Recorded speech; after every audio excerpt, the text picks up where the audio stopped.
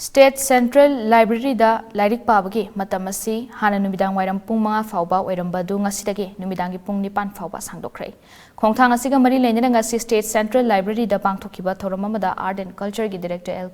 Kesorjit, Chief Librarian R.K. Urmila amadi atay staff kaya susargaki.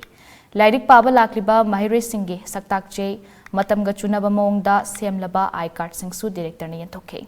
Ahenba matam hapchin bagi matangda Director L. Kesorjit na hai Chief Minister gi meeting makhada hana pung mga fauba Lairik Paba yarambadu ngasidagi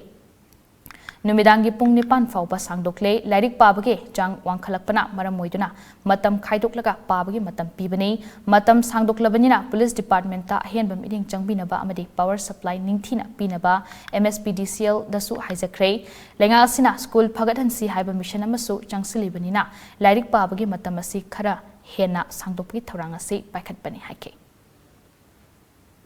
Saturgi kanosina flows in yam hengalak pataraga di akoina mu another space amu arrange to khotpa adugi pot lakani to godaba ba akoina hygienic ba hebo sigi effort si akoi Central Library or Art and Culture kaktana su yade ai di leiriba paina nungdang environment ni bazar gi anakpa jaga ni ana 0 mile gi area ni sejida patan tholok pa kai torpa adu mayam su thoningai madugi protection tawna ba akoina kanoda DGP da so koi che ijagre koi gi nungdang gi se khara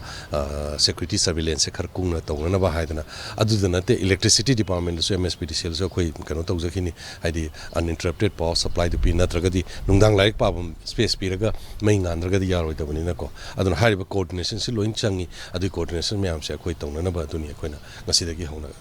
tawjari